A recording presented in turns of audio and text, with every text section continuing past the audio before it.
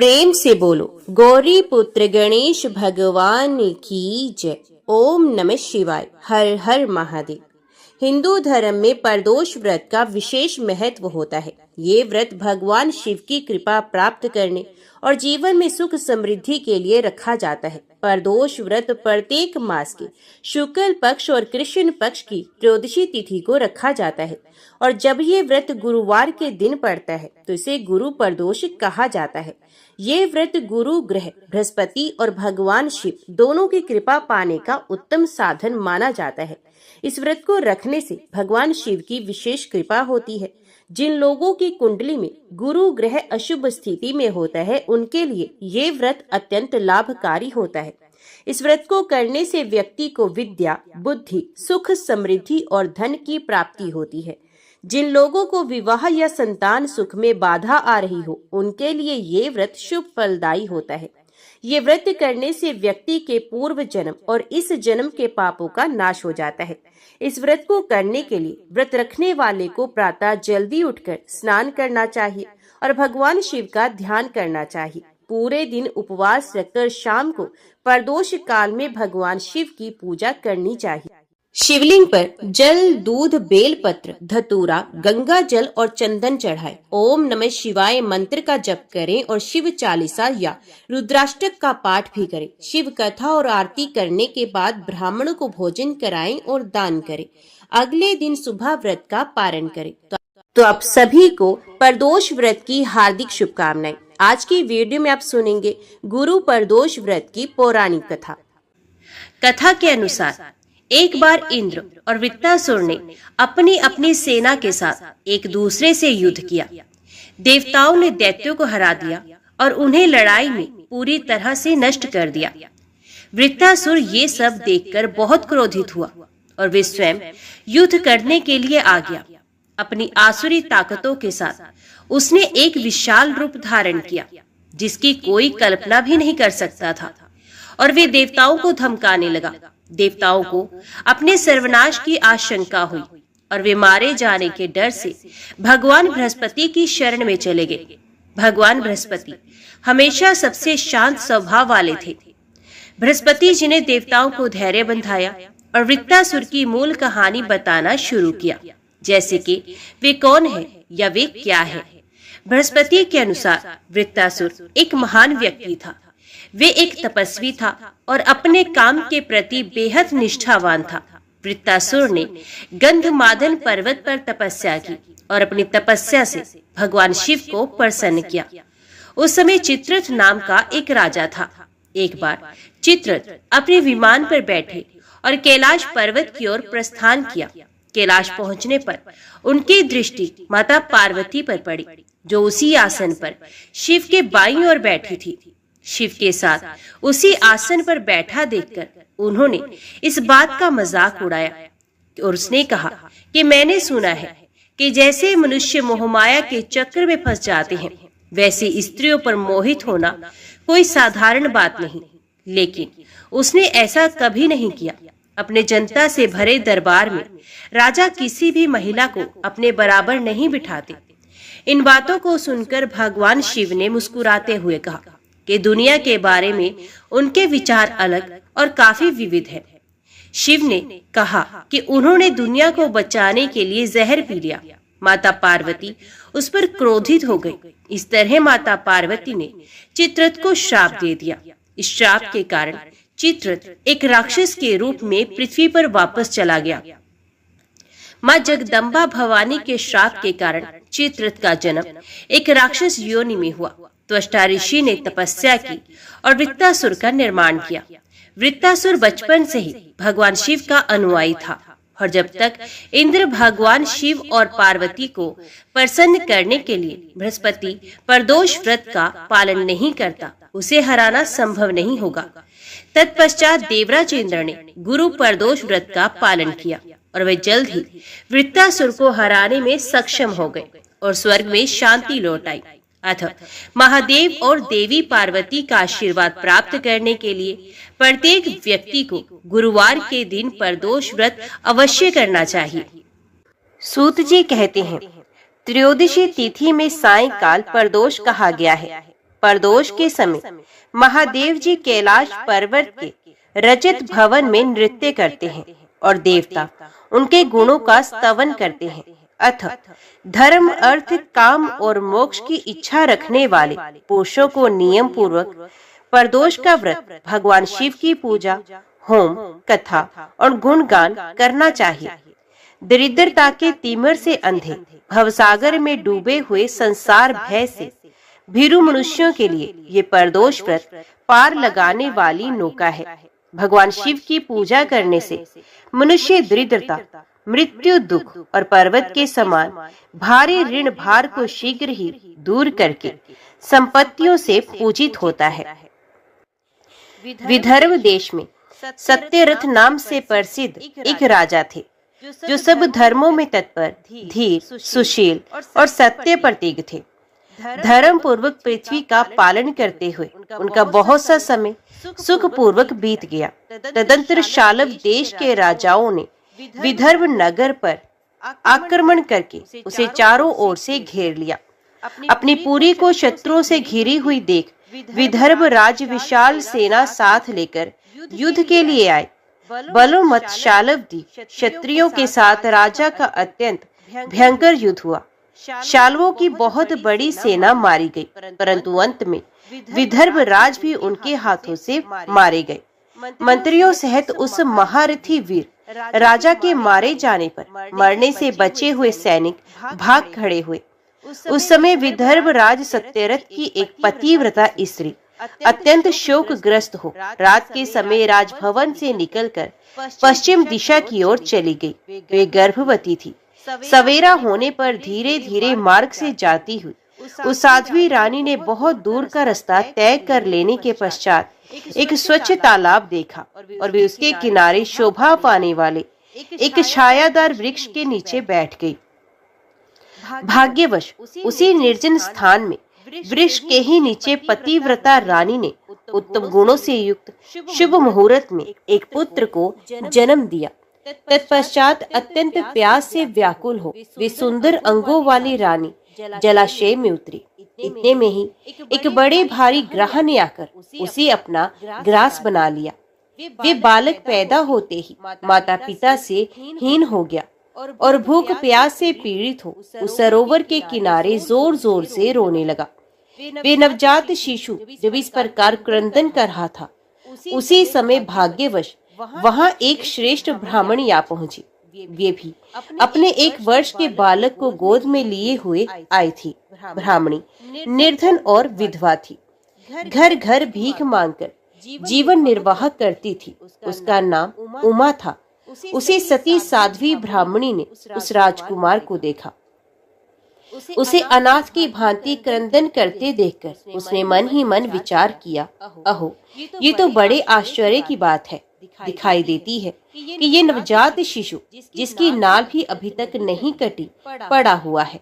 इसकी माता कहाँ चली गई? ना इसका पिता है, ना कोई बंधु बांधव है। ये दीन अनाथ बालक बिना बिस्तर के भूमि पर ही सो रहा है। ये चांडाल का पुत्र है या शूद्र का, वैश्य का बालक है या ब्राह्मण का, अथवा ये क्षत्रिय का शिशु है।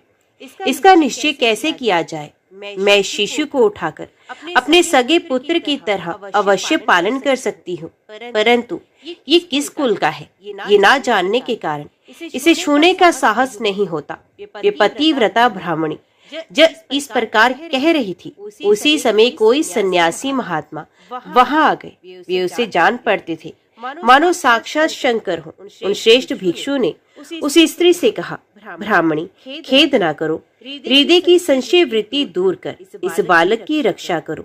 इससे तुम्हें शीघ्र ही परम कल्याण की प्राप्ति होगी। इतना कहकर वे दयालु भिक्षु तुरंत वहाँ से चले गए। उनके जाने के बाद ब्राह्मणी ने विश्वास पूर्वक उस बालक को लेकर अपने घर की ओर प्रस्थान किया। उस राजकुमार का ब्राह्मणी ने अपने बेटे के समान ही पालन पोषण किया। एक चक्र का नामक नगर में उस ब्राह्मणी का घर था। वे भिक्षा के अन्न से ही अपने पुत्र और राजकुमार को पालने लगी। ब्राह्मणों ने ब्राह्मणी के तथा राजा के भी पुत्र का संस्कार कर दिया। वे दोनों सर्वत्र सम्मानित होकर दिन दिन बढ़ने लगे। समय आने पर उनका उपनयन संस्कार हुआ। अब वे दोनों बालक एक साथ रहकर नियमों का पालन करने लगे। दोनों माता के साथ प्रतिदिन भिक्षा के लिए जाते थे। एक दिन वे ब्राह्मणी उन दोनों बालकों के साथ भीख मांगती हुई दैवयोग से देव मंदिर में गई। वहाँ बड़े बूढ़े ऋषि मुनि रहा करते थे। उन दोनों बालकों को देखकर परम बुद्धिमान शांडिल्य नामक मुनि ने कहा, अहो, देव का बल बड़ा विचित्र है। कर्मों का उल्लंघन करना किसी भी जीव के लिए अत्यंत कठिन है। देखो ना, ये बालक दूसरी माता की शरण लेकर भिक्षा से जीवन निर्वाह करता है। इस ब्राह्मणी को ही श्रेष्ठ माता के रूप में पाकर ब्राह्मण बालक के साथ ब्राह्मण भाव को ही प्राप्त हो गया है। शांडिल्य मुनि का ये वचन सुनकर ब्राह्मणी को बड़ा विस्मय हुआ। उसने भरी सभा में मुनि को प्रणाम करके पूछा, हे ब्राह्मण, एक सन्यासी के कहने से मैं इस बालक को अपने घर ले आई हूँ। यद्यपि अभी तक इसके कुल का पता नहीं लगा, तथापि मैं पुत्र की भांति इसका पालन पोषण करती हूँ। आप ज्ञान के नेत्रों से देखते हैं, अतः आपसे मैं ये जानना चाहती हूँ कि ये बालक किस कुल में उत्पन्न हुआ है और इसके माता पिता कौन है। मुनि शांडिल्य बोले, ये विदर्भ देश के राजा का पुत्र है। इतना कहकर मुनि ने उस बालक के पिता के युद्ध में मारे जाने का तथा उसकी माता के ग्रह द्वारा ग्रस्त होने का सब समाचार पूर्ण रूप से बताया।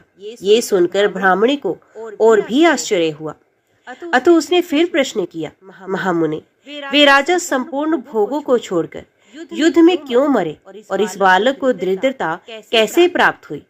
अब दरिद्रता को पूर्णतः नष्ट करके वे पुनः राज्य कैसे प्राप्त करेगा? मेरा ये पुत्र भी भिक्षान्न से ही जीवन निर्वाह करता है।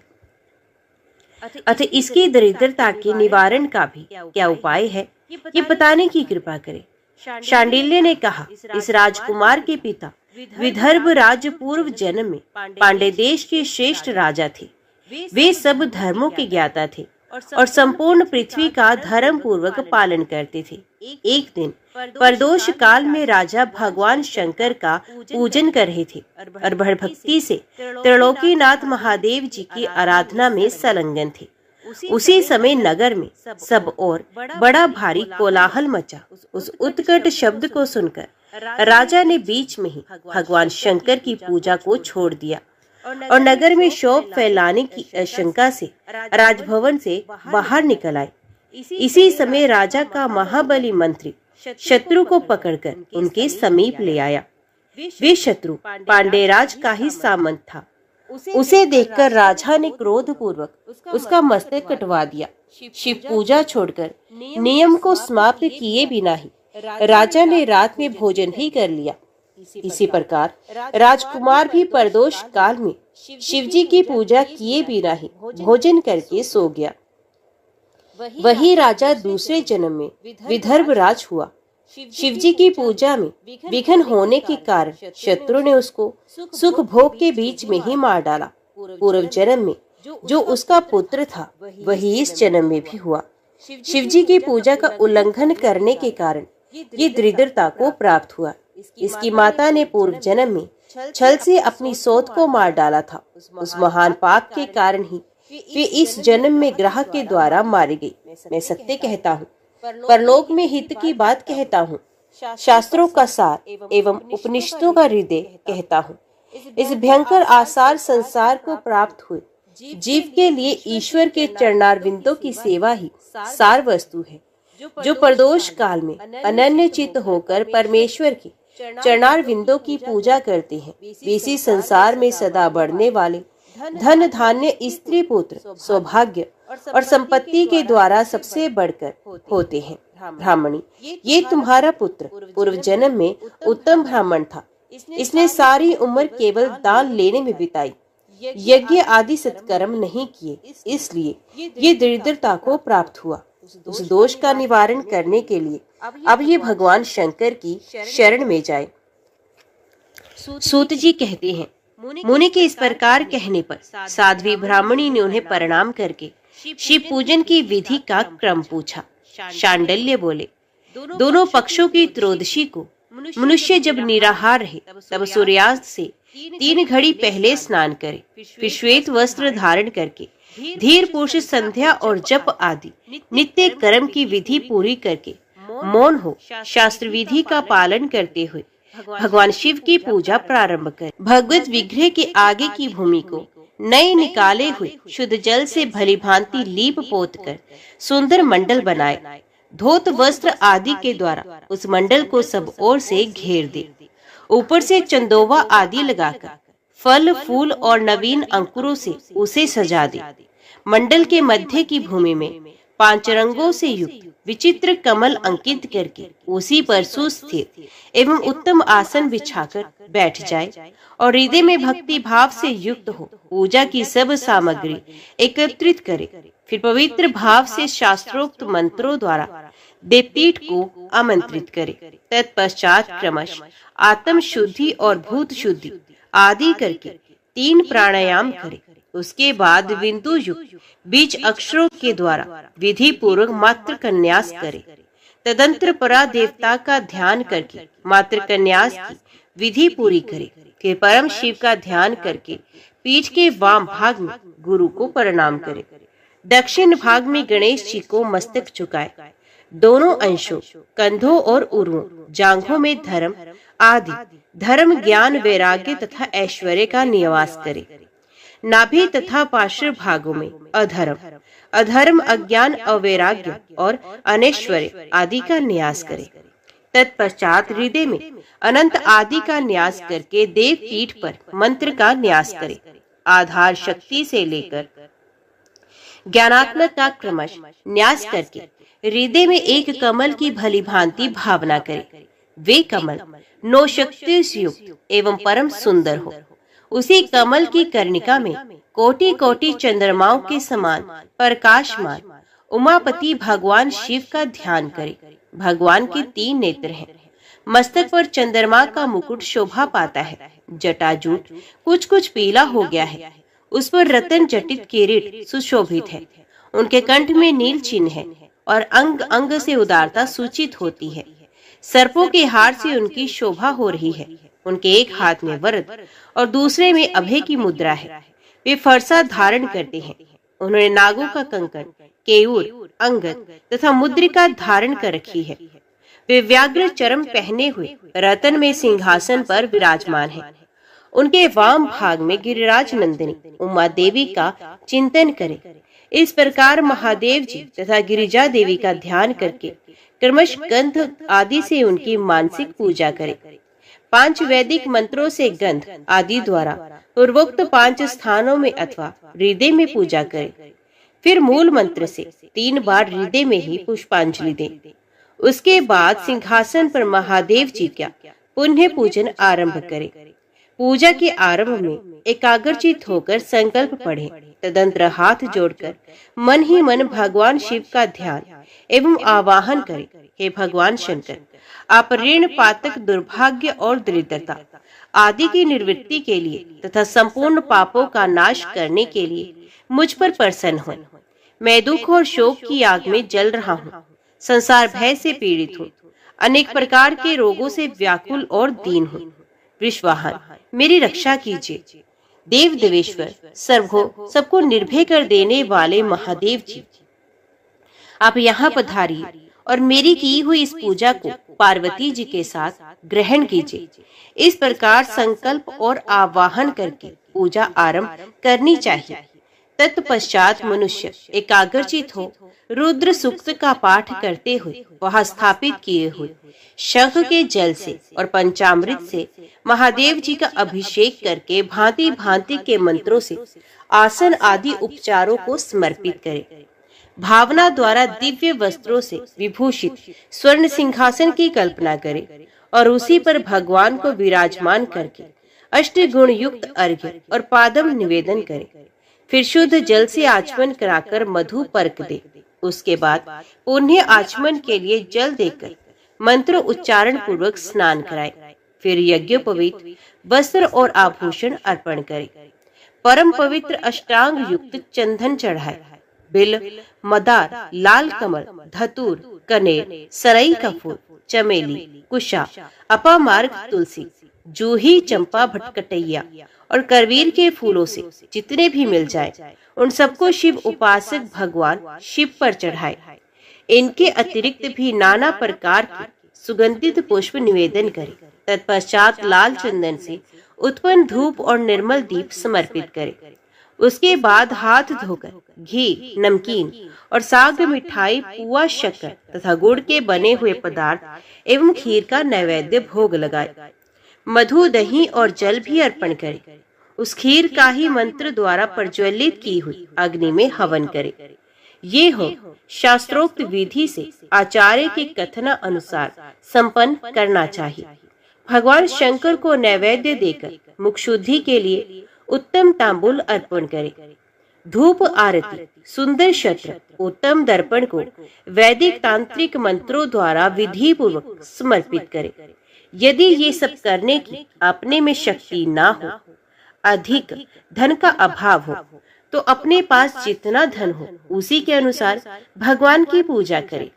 गौरीपति भगवान शंकर भक्ति पूर्वक भेंट किए हुए पुष्प मात्र से भी संतुष्ट होते हैं। तदंतर स्तोत्रों द्वारा स्तुति करके भगवान को साष्टांग प्रणाम करे। फिर परिक्रमा करके पूजा समर्पित करने के पश्चात विधि पूर्वक श्री गिरजापति की प्रार्थना करें। हे देव, हे जगन्नाथ, आपकी जय हो। सनातन शंकर आपकी जय हो। संपूर्ण देवताओं के अधीश्वर आपकी जय हो। सर्वदेव पूजित आपकी जय हो। सर्वगुणातीत आपकी जय हो। सबको वर देने वाले प्रभु आपकी जय हो। नित्य आधार रहित अविनाशी विशंभर आपकी जय हो, आपकी जय हो। संपूर्ण विश्व के लिए एकमात्र जानने योग्य महेश्वर आपकी जय हो। नागराज वासुकी को आभूषण के रूप में धारण करने वाले प्रभु आपकी जय हो। गौरीपति आपकी जय हो। चंद्रशेखर शंभु आपकी जय हो। कोटि सूर्य के समान तेजस्वी शिव आपकी जय हो। अनंत गुणों के आश्रय आपकी जय हो। भयंकर नेत्रों वाली रुद्र आपकी जय हो। अचिंत्य निरंजन आपकी जय हो। नाथ दया सिंधु आपकी जय हो। भक्तों की पीड़ा का नाश करने वाले प्रभु आपकी जय हो। दुस्तर संसार सागर से पार उतारने वाले परमेश्वर आपकी जय हो। महादेव, मैं संसार के दुखों से पीड़ित एवं खिन्न हूँ, मुझ पर प्रसन्न होइए। हे परमेश्वर, समस्त पापों के भय का अपहरण करके मेरी रक्षा कीजिए। मैं महान दारिद्र्य के समुद्र में डूबा हुआ हूँ। बड़े बड़े पापों ने मुझे आक्रांत कर लिया है। मैं महान शोक से नष्ट और बड़े बड़े रोगों से व्याकुल हूँ। सब ओर से ऋण के भार से लदा हुआ हूँ। पाप कर्मों की आग में जल रहा हूँ और ग्रहों से पीड़ित हो रहा हूँ। शंकर, मुझ पर प्रसन्न होइए। निर्धन मनुष्य इस प्रकार पूजा के अंत में भगवान गिरजापति की प्रार्थना करे। धनान्य अथवा राजा को इस प्रकार भगवान शंकर की प्रार्थना करनी चाहिए। हे शंकर जी, आपके प्रसाद से मेरे सदा आनंद रहे। मेरे राज्य में लुटेरे न रहे। सब लोग निरापद होकर रहे। पृथ्वी पर अकाल, महामारी आदि के संताप शांत हो जाएं। सबकी खेती धन धान्य से समृद्ध हो। संपूर्ण दिशाओं में सुख का साम्राज्य छा जाए। इस प्रकार प्रदोष व्रत के दिन गिरजापति भगवान शंकर की आराधना करें। ब्राह्मणों को भोजन कराएं और उन्हें दक्षिणा देकर संतुष्ट करें। इस प्रकार मैंने सब पापों का नाश, सब प्रकार की दरिद्रता का निवारण तथा समस्त मनोवांछित वस्तुओं का दान करने वाली शिव पूजा का वर्णन किया। ये शिव की पूजा शिव के द्रव्य का हरण करने के पाप को छोड़कर शेष सभी महापातकों और उपपातकों के महान समुदाय का नाश करती है। यदि ये दोनों बालक इसी प्रकार भगवान शंकर का पूजन प्रत्येक प्रदोष के दिन करते रहें, तो वर्ष भर के भीतर ही इन्हें उत्तम सिद्धि की प्राप्ति होगी। शांडिल्य मुनि का ये वचन सुनकर उस ब्राह्मणी ने दोनों बालकों के साथ मुनि के चरणों में प्रणाम किया और इस प्रकार कहा, भगवान, आज मैं आपके दर्शन मात्र से कृतार्थ हो गई हूँ। ये दोनों बालक आज से आपकी शरण में हैं। ब्राह्मण, ये मेरा पुत्र है और इसका नाम शुचिव्रत है, और ये राजकुमार है जिसका नाम मैंने धर्मगुप्त रखा है। ये दोनों बालक को मैं सभी आपके चरणों के दास हैं। इस घोर दारिद्र्य सागर में गिरे हुए हम सबका आप ही उद्धार कीजिए। इस प्रकार शरण में आई हुई ब्राह्मणी को अमृत के समान मधुर वचनों द्वारा आश्वासन देकर मुनि ने उसके दोनों बालकों को भगवान शंकर के आराधन की मंत्र विद्या का उपदेश दिया। तत्पश्चात दोनों बालक और ब्राह्मणी मुनि की आज्ञा ले वहां से चले गए। मुनि वर के उपदेश अनुसार दोनों बालक प्रत्येक प्रदोष व्रत के दिन पार्वती वल्लभ शिव की आराधना करने लगे। इस प्रकार शिव पूजा करते हुए द्विज कुमार और राजकुमार के 4 महीने सुखपूर्वक बीत गए। एक दिन द्विज कुमार राजकुमार को साथ लिए बिना ही नदी के तट पर स्नान करने के लिए चला गया और वहां मौज से देर तक इधर उधर घूमता रहा। वहां झरने के जल के आघात से खाई की भूमि कट जाने से उसमें गड़ा हुआ एक बड़ा भारी खजाने का कलश चमक रहा था, जिस पर ब्राह्मण कुमार की दृष्टि पड़ी। उसे देखकर वे सहसा हर्ष और कौतूहल में भरकर उसके समीप गया और उसे देवता के प्रसाद से प्राप्त हुआ मानकर सर पर लेकर घर को चल दिया तथा घर के भीतर उस घड़े को रखकर माता से कहा, माँ, ये भगवान शंकर का प्रसाद तो देखो। उन्होंने दया करके घड़े के रूप में ये खजाना दिखला दिया। तब उस पतिव्रता ब्राह्मणी ने राजकुमार को भी बुलाकर कहा, पुत्रो, इस खजाने के घड़े को तुम दोनों आपस में बराबर बराबर बांट लो। माता की बात सुनकर ब्राह्मण के पुत्र को प्रसन्नता हुई, किंतु राजपुत्र ने उससे कहा, माँ, ये तुम्हारे ही पुत्र के पुण्य से प्राप्त हुआ है, अतः मैं इस खजाने को बांटकर लेना नहीं चाहता हूँ। अपने पुण्य से प्राप्त हुए खजाने का ये स्वयं ही उपभोग करे, वे ही भगवान शंकर मुझ पर भी कृपा करेंगे। इस प्रकार प्रसन्नता पूर्वक भगवान शंकर की पूजा करते हुए उन दोनों कुमारों का उसी घर में 1 वर्ष व्यतीत हो गया। एक दिन राजकुमार उस ब्राह्मण के साथ वसंत ऋतु में वन में भ्रमण करने के लिए गया। कुछ दूर जाने पर उन्होंने सैकड़ों गंधर्व कन्याओं को परस्पर क्रीड़ा करते हुए देखा। उन्हें देखकर ब्राह्मण कुमार ने दूर से ही राजकुमार से कहा, यहाँ से आगे जाना उचित नहीं, क्योंकि उधर स्त्रियां विहार कर रही हैं। स्वच्छ अंतकरण वाले विद्वान पुरुष स्त्रियों का सामीप्य त्याग देते हैं। ये रमणियां छल करने वाली तथा वाणी द्वारा अनुन्य विनय करने में कुशल हैं। ये पुरुषों को अपनी दृष्टि मात्र से मोहित करती हैं। इसलिए अपने धर्म में तत्पर ब्रह्मचारी कभी स्त्रियों के समीप जाकर उनके साथ वार्तालाप ना करे। ऐसा कहकर ब्राह्मण कुमार लौट पड़ा और दूर जाकर खड़ा हो गया, किंतु राजकुमार अकेला ही निर्भय होकर स्त्रियों की उस क्रीड़ा स्थली की ओर चला गया। उन गंधर्व कन्याओं में से एक ने राजकुमार को आते देख मन ही मन कुछ विचार किया और सखियों से कहा, सहेलियों, यहाँ से थोड़ी ही दूर पर एक उत्तम वन है, जहाँ विचित्र चंपा, अशोक, पुन्नाग और वकुल आदि वृक्ष खिले हुए हैं। वहाँ जाकर तुम सब लोग फूल तोड़ो, तब तक मैं यहीं बैठी हूँ। तुम फूलों का संग्रह करके पुनः यहाँ आ जाना। उसके इस प्रकार आदेश देने पर सखियां वन के भीतर चली गई और वे गंधर्व कन्या राजकुमार पर दृष्टि लगाए वहीं पर खड़ी रही।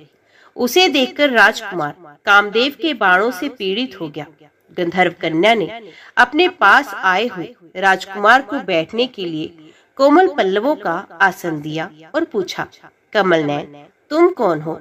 किस देश से यहाँ आए हो और किसके पुत्र हो? इस प्रकार पूछने पर राजकुमार ने अपना पूरा परिचय बताया। मैं विदर्भ राज का पुत्र हूँ। मेरे माता पिता बचपन में ही मारे गए।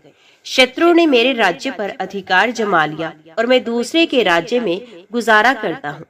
ये सारी बातें बताकर राजकुमार ने उस गंधर्व कन्या से पूछा, सुंदरी, तुम कौन हो? यहाँ तुम्हारा क्या कार्य है? तुम किसके पुत्री हो? उनके इस प्रकार पूछने पर कन्या ने कहा, महाराज कुमार, एक द्रविक नामक गंधर्व है जो समस्त गंधर्व कुल के अगुआ माने जाते हैं। मैं उन्हीं की पुत्री हूँ। मेरा नाम अंशुमती है। सब सखियों को छोड़कर मैं यहाँ अकेली हूँ। मैं तुम्हारी अभिलाषा जानती हूँ। तुम्हारा मन मुझ में आसक्त हो गया है। इसी प्रकार देव ने मेरे मन में भी तुम्हारे लिए उत्कंठा भर दी है। अब हम दोनों का स्नेह कभी भंग नहीं होना चाहिए। ऐसा कहकर गंधर्व कुमारी ने शीघ्र ही अपने गले से मोती का हार निकालकर प्रेम पूर्वक राजकुमार को भेंट किया। उस अद्भुत हार को देखकर राजकुमार ने पूछा, भीरू, मैं एक बात कहता हूँ, मैं राज्यहीन और निर्धन हूँ, तो मेरी प्रिया कैसे होना चाहती हो? मूर्ख स्त्री की भांति पिता की आज्ञा का उल्लंघन करके अपनी इच्छा के अनुसार आचरण क्यों करती हो? ये सुनकर गंधर्व कन्या ने कहा, प्रियतम, आपका कहना ठीक है, मैं पिता की आज्ञा के विरुद्ध नहीं जाऊंगी। आप इस समय घर को पधारे और परसों प्रातः काल पुण्य यही दर्शन दें। आपसे कुछ हमारा कार्य है। इतना कहकर वह गंधर्व कन्या अपनी सखियों के आ जाने से उनके साथ ही चली गई और राजकुमार भी हर्षपूर्वक ब्राह्मण कुमार के समीप लौट आया। उसने द्विज पुत्र से सब बातें बताई और उसके साथ घर को प्रस्थान किया।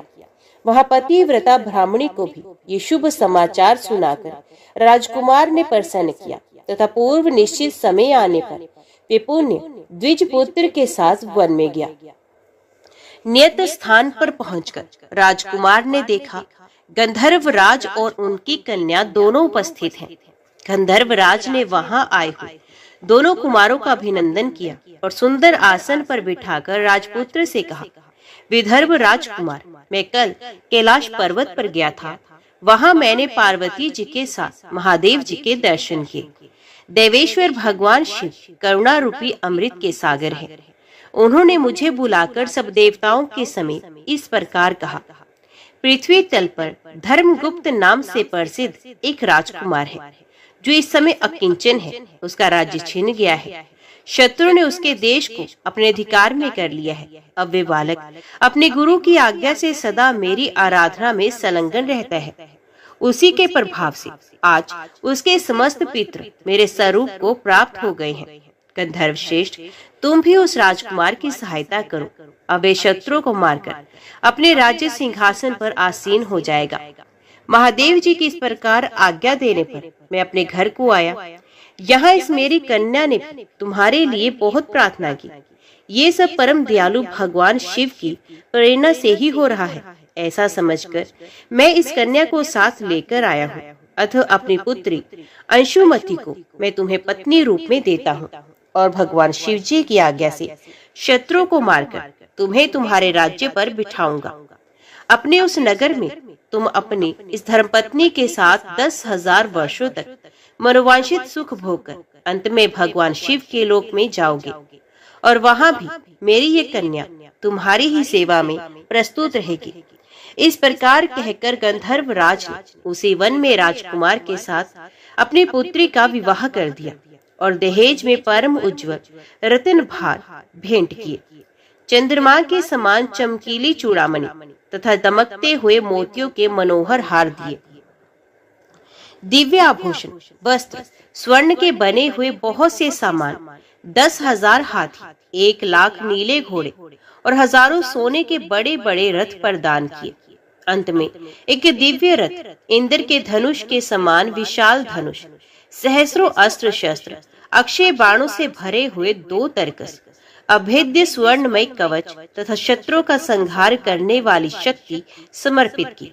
अपनी पुत्री की सेवा के लिए गंधर्व राज ने प्रसन्नचित्त होकर 5,000 दासियां दी। इतना ही नहीं, राजकुमार की सहायता के लिए उन्होंने अत्यंत उग्र गंधर्वों की चतुरंगिणी सेना भी भेंट की।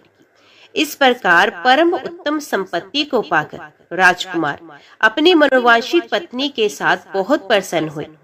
पुत्री का विवाह कराकर गंधर्व राज स्वर्गलोक में चले गए। धर्मगुप्त विवाह के अनंतर गंधर्वों की सेना के साथ अपने नगर को गए और वहां उन्होंने शत्रु सेना का संहार करके राजधानी में प्रवेश किया। तत्पश्चात श्रेष्ठ ब्राह्मणों और मंत्रियों ने मिलकर राजकुमार का अभिषेक किया और वे रत्न में सिंहासन पर आरूढ़ होकर अकंटक राज्य का उपभोग करने लगे। जिस ब्राह्मण पत्नी ने उनका अपने पुत्र की भांति पालन किया था, वही उनकी माता हुई और वे द्विज कुंवर भी भाई हुआ तथा गंधर्व राज पुत्री अंशुमति महारानी के पद पर प्रतिष्ठित हुई। भगवान शंकर की आराधना करके धर्मगुप्त विदर्भ देश के राजा हो गए। इसी प्रकार दूसरे लोग भी प्रदोष व्रत के दिन गिरजापति की आराधना करके मनोवांछित कामनाओं को प्राप्त कर लेते हैं और देहवसान होने पर परम गति को प्राप्त होते हैं। सूत जी कहते हैं, जो प्रदोष व्रत के परम अद्भुत पुण्य में महात्म्य को उस व्रत के दिन शिव पूजन के पश्चात एकाग्रचित होकर सुनता अथवा पढ़ता है, उसे 100 जन्मों तक कभी दरिद्रता नहीं होती और अंत में विज्ञान के ऐश्वर्य से युक्त हो भगवान शंकर के परम धाम को प्राप्त होता है। ओम नमः शिवाय। हर हर महादेव। उज्जैनी में चंद्रसेन नामक एक राजा थे। वे उसी नगर में निवास करने वाले भगवान महाकाल का पूजन करते थे।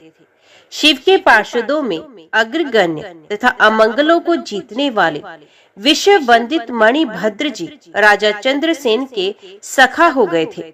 उन्होंने राजा पर प्रसन्न होकर एक समय उन्हें दिव्य चिंतामणि प्रदान की, जो कौस्तुभ मणि तथा सूर्य के समान देदीप्यमान थी।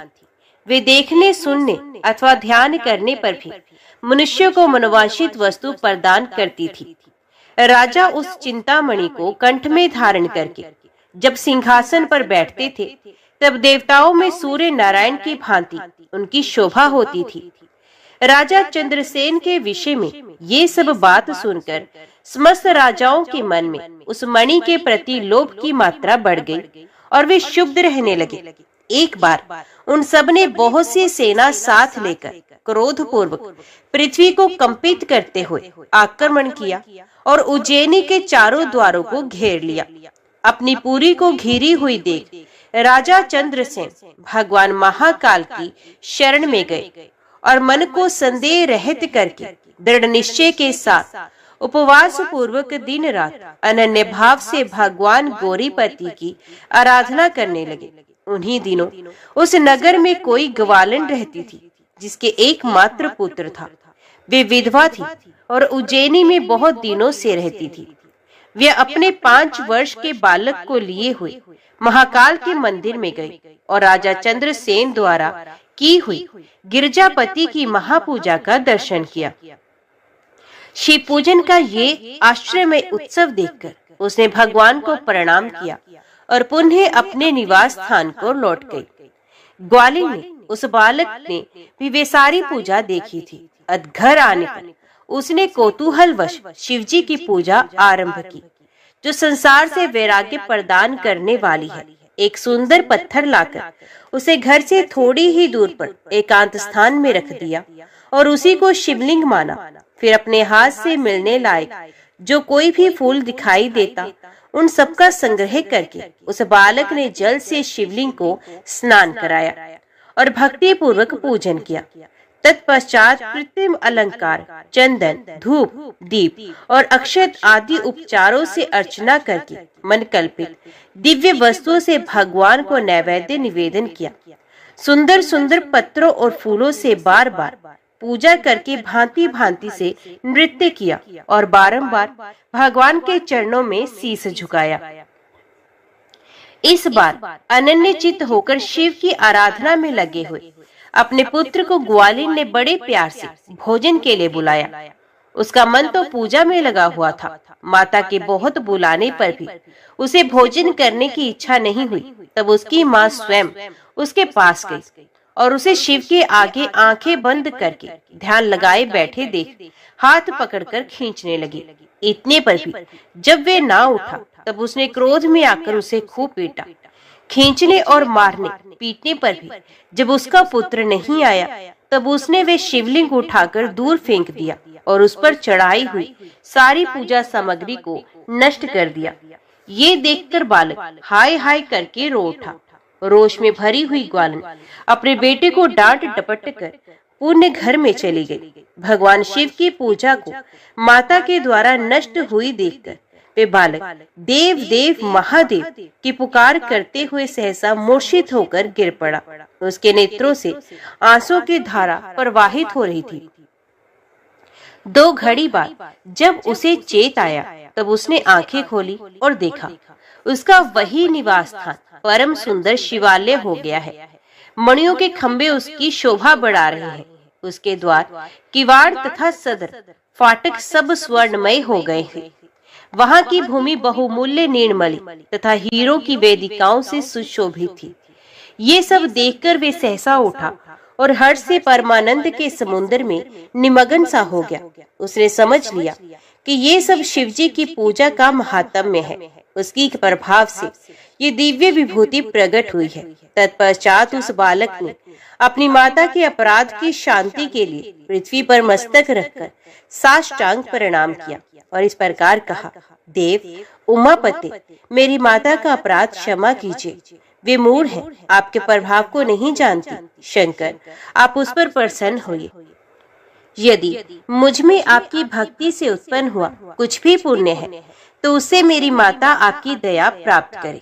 इस प्रकार भगवान शंकर को बार बार प्रसन्न करके उनके चरणों में मस्तक झुकाकर सूर्यास्त के समय वे बालक शिवालय से बाहर निकला और उसने अपने शिविर को देखा। वे इंद्र नगर के समान शोभा पा रहा था। वहाँ सब कुछ तत्काल स्वर्णमय होकर विचित्र वैभव से प्रकाशित होने लगा। भवन के भीतर प्रवेश करके बालक ने देखा उसकी माँ बहुमूल्य रत्न में पलंग पर बिछी हुई श्वेत रंग की छैया पर निर्भय होकर सो रही है और उसी को याद करती है। उसने माता को जगाया। ग्वालिन बड़े वेग से उठी और अपने को, अपने पुत्र को तथा अपने घर को भी अपूर्व रूप में देखकर आनंद से विवल हो गई। पुत्र के मुख से गिरजापति शंकर का विशप प्रसाद सुनकर ग्वालिन ने राजा को सूचना दी, जो निरंतर भगवान शिव के भजन में लगे रहते थे। राजा अपना नियम पूरा करके रात में सहसा वहां आए और ग्वालिन के पुत्र का वे प्रभाव जो शंकर जी के संतोष से प्रकट हुआ था देखा। स्वर्ण शिव मंदिर, रतन में शिवलिंग तथा सुंदर मणि माणिक्यों से जगमगाता हुआ ग्वालिन का महल देखकर राजा चंद्रसेन पुरोहित और मंत्रियों के साथ 2 घड़ी तक आश्चर्यचकित हो परमा आनंद में डूबे रहे। तत्पश्चात उन्होंने नेत्रों से प्रेम के आंसू बहाते हुए ग्वालिन के उस बालक को हृदय से लगा लिया। भगवान शिव के इस अद्भुत महात्म्य की चर्चा समस्त पूर्ववासियों में बड़े वेग से फैली और यही कहते सुनते वे रात मानो क्षण भर में व्यतीत हो गई। युद्ध के लिए आए हुए और नगरों को चारों ओर से घेरकर खड़े हुए राजाओं ने भी प्रातःकाल दूतों के मुख से ये परम अद्भुत समाचार सुना। सुनते ही उनके मन से वैर भाव निकल गया। उन्होंने सहसा हथियार डाल दिए और चकित होकर महाराज चंद्रसेन की आज्ञा से नगर में प्रवेश किया। उस रमणीय नगरी में प्रवेश करके भगवान महाकाल को प्रणाम करने के पश्चात सब राजा उस ग्वालिन के घर पर गए।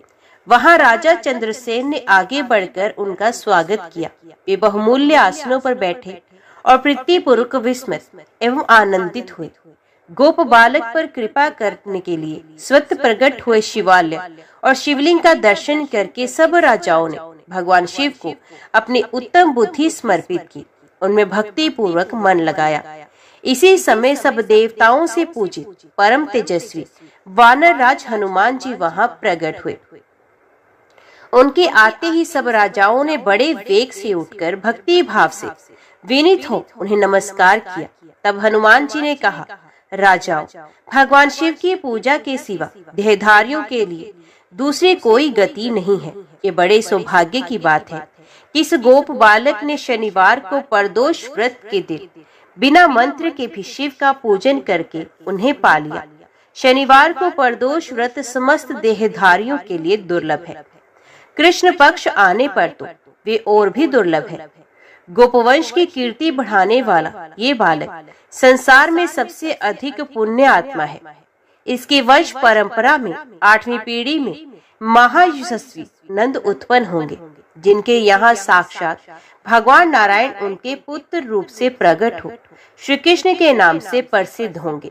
आज से ये गोपाल नंदन संसार में श्रीकर नाम से विख्यात होगा। अंजनी नंदन हनुमान जी ऐसा कहकर उस गोप बालक को शिव उपासना के आचार व्यवहार का उपदेश दे वहां से अंतर ध्यान हो गए। वे सब राजा हर्ष में भरकर महाराज चंद्रसेन की आज्ञा ले जैसे आए थे वैसे ही लौट गए। महातेजस्वी श्रीकर भी हनुमान जी का उपदेश पाकर धर्मज्ञ ब्राह्मणों के साथ शंकर जी की आराधना करने लगा। समय अनुसार भक्त श्रीकर, गोप तथा राजा चंद्रसेन दोनों ने भक्ति पूर्वक शिव की आराधना करके परम पद प्राप्त किया। ये परम पवित्र उपाख्यान कहा गया। ये गोपनीय रहस्य है, सुयश एवं पर पुण्य समृद्धि को बढ़ाने वाला है तथा गौरीपति भगवान शिव के चरणार विंदों में भक्ति भाव की वृद्धि और पापराशि का निवारण करने वाला है। ओम नमः शिवाय। हर हर महादेव।